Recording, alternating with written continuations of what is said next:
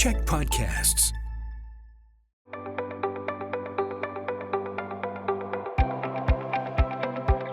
Hi, I'm Bruce Williams. I'm the Chief Executive Officer of the Greater Victoria Chamber of Commerce. Welcome to Chamber Chats, coming to you as always from here in the podcasting studios at the Czech Media Group. I would like to begin by acknowledging that I live and work in the ancestral lands and waters of the Lekwungen-speaking nations known to us as Songhees and Esquimalt.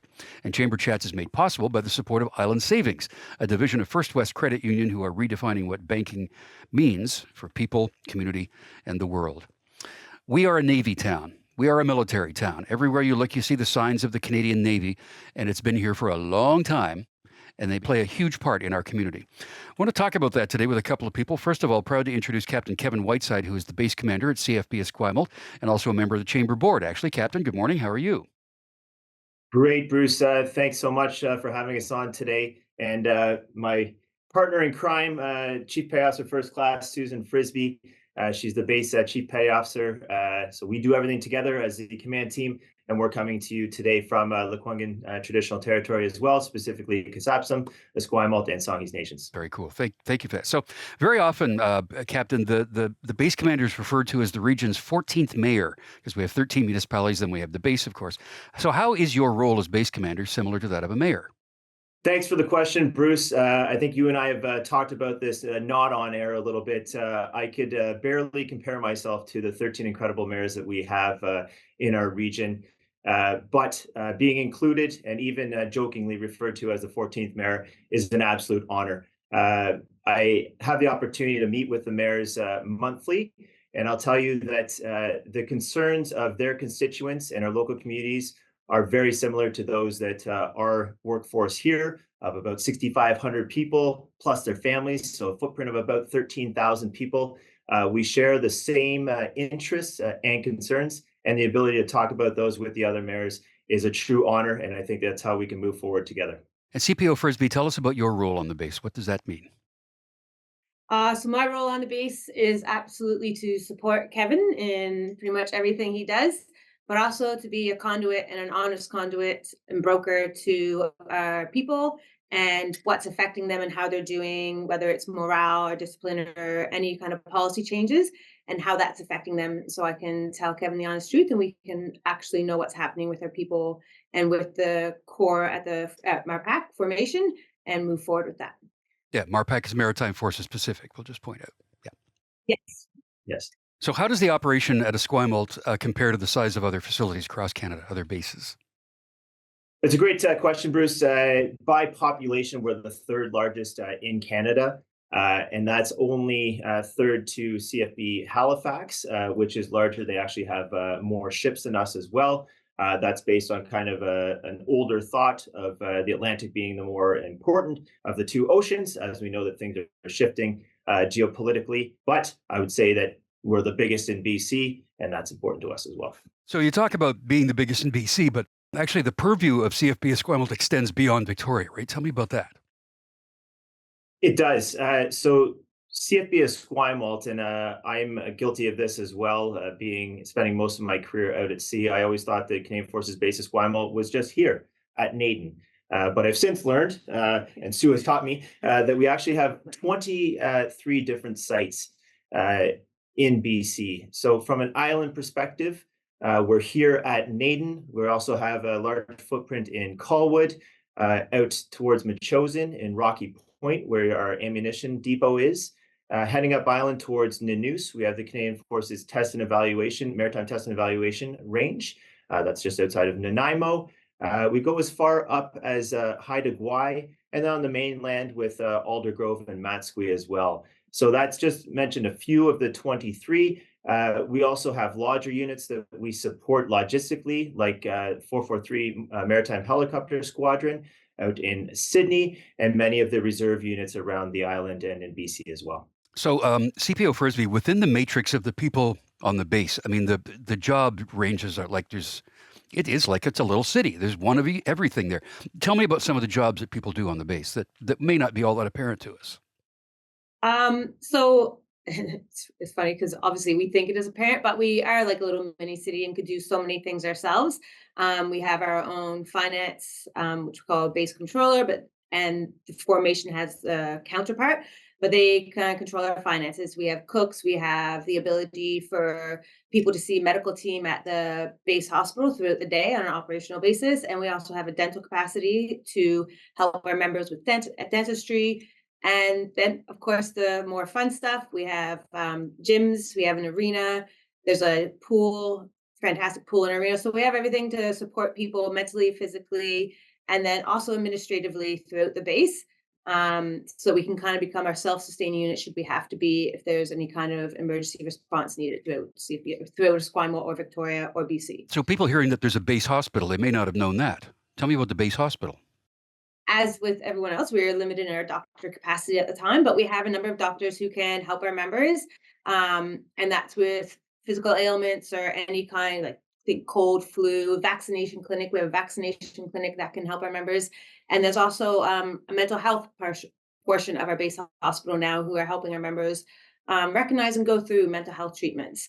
On top of that, and I didn't mention it, and I should have mentioned it, we have a military family resource center that helps with childcare for some of our members. They have a limited capacity, and that's due to a number of reasons, but they have been very consistent with their ability to help. And even for deployed members, they can do respite care and take on those kind of extra duties for when a member is away and they need help from someone else. Yeah, and MFRC is in Colwood, I believe. Is that right?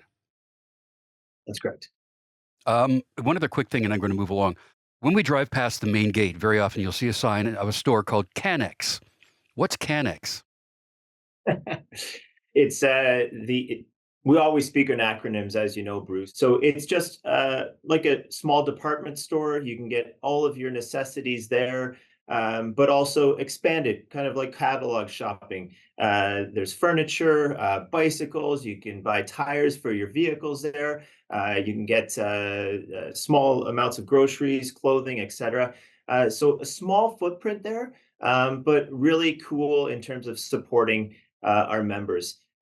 We talk often about those who serve in and out of uniform and the size of our workforce of military and public servants. But there's also this other group of people that are those here training. So they're here just temporarily living in our accommodations and on coursing. So to have those necessities available to them at their fingertips here on base is essential as well. They also have developed and adapted to an online version.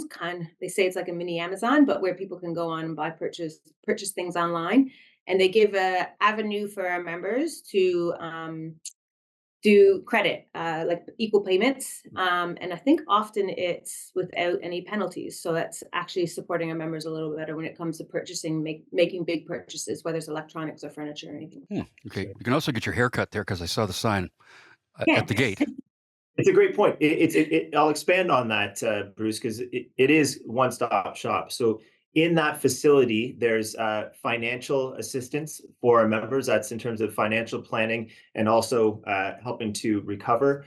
There is a tailor, there's a barbershop, as you mentioned, and also there's offices for Canadian Forces Housing Association, which, as we know, in the housing crisis that we have across Canada right now, essential to our workforce. Perfect, because that's what I want to talk about next. Housing is an issue across Canada. It's no different at CFB Esquimalt.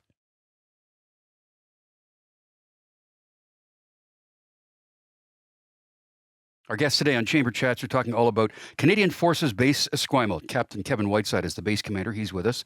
And Chief Petty Officer First Class Sue Frisbee is the base Chief Petty Officer. So, Kevin, you touched a moment ago about housing. Tell me about the actual housing situation on the base currently.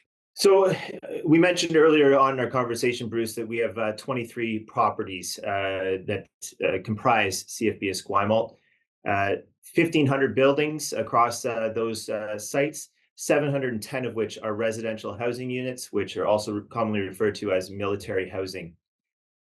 Obviously, with a workforce of 6,500 military members and public servants in our defense team, that's not enough. Our turnaround rate for those housing is about 150 a year, and that occurs at our active posting season, which is summertime. So a large number of that are people who continue to work, live, and play here in Lekwungen Traditional Territory and live in those residential housing units. The 710 are not enough. I know that. But the Canadian Forces Housing Association works very closely with the Assistant Deputy Administrator, Infrastructure and Environment, and work closely with Sue and I on the needs of our workforce.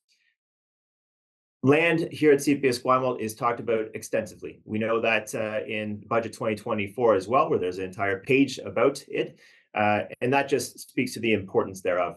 What we're looking to do, rather than breaking ground on new lands, is to densify those lands that we're already using for housing. Something just for the public to know, the Greater Victoria Chamber of Commerce, we're one of the 20 largest chambers in Canada.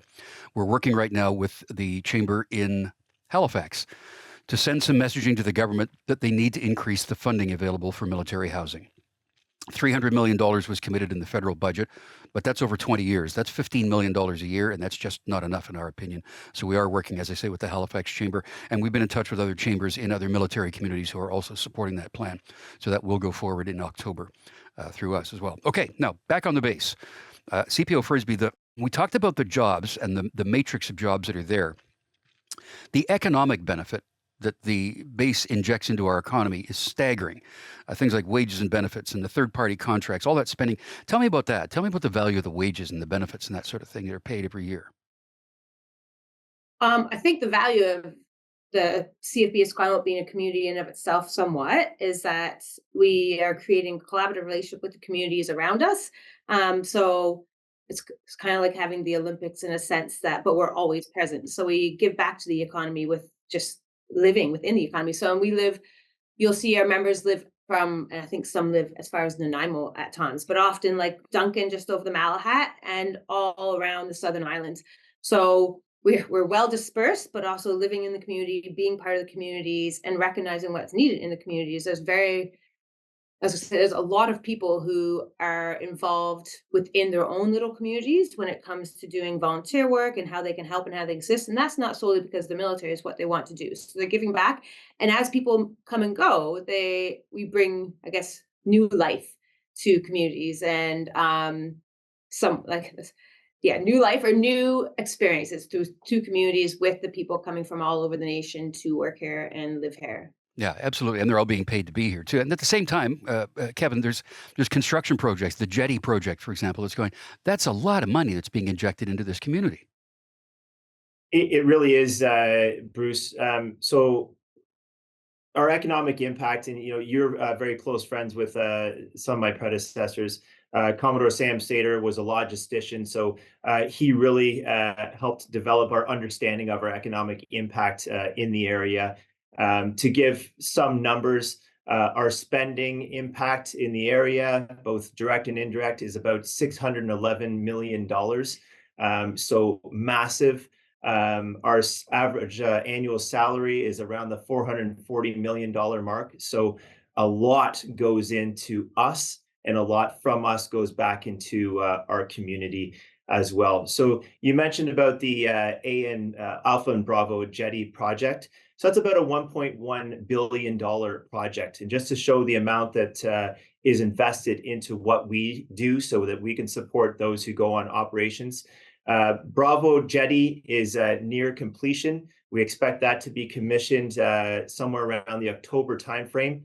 And that really, just like the arrival of Max Bernays a couple of weeks back, that signaled to Canada that we now have that capability on both coasts to monitor the Arctic, which is an incredible step forward.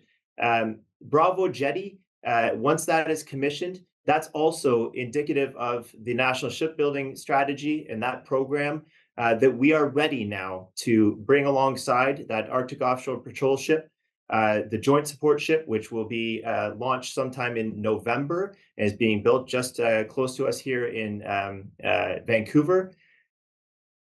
That jetty is ready for those ships. The extension of Alpha Jetty as well, which is going to commence this year, later this year, that will prepare us for the receipt of the Canadian Surface Combatant, which we expect to have on this coast in the early 2030s as well. So each one of these major infrastructure projects, Bruce, is showing that we are not only preparing for the future, but we are ready for the future, and we are invested in Canada's needs. And I want to touch back on the Max Bernays. Oh, sorry, go ahead.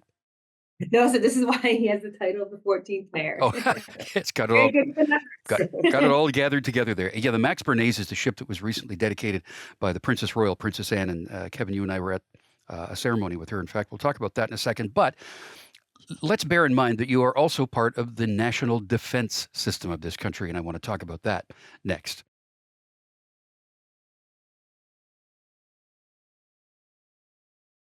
Chamber Chats today is all about CFB Esquimalt and the role that the Royal Canadian Navy plays in our community. The base commander is Captain Kevin Whiteside, also a member of our chamber board, is with us, and Chief Petty Officer First Class Sue Frisbee is joining us as well today. So 50% of our trade and supply stuff moves on the water, and the Navy plays a role in protecting that supply chain.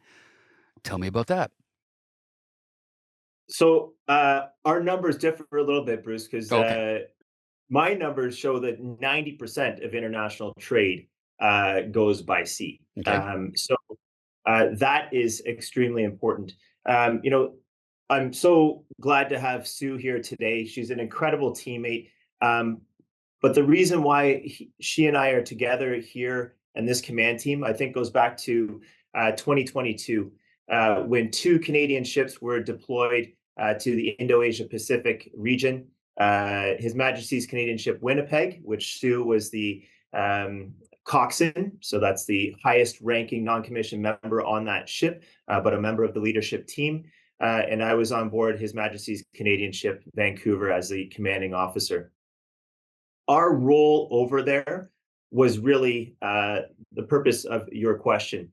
We're there to work with our partner nations to ensure that there was freedom of movement on the seas, that those sea lines of communications were maintained, and that the world's trade could proceed safely in all of the major choke points that we have across the world's oceans.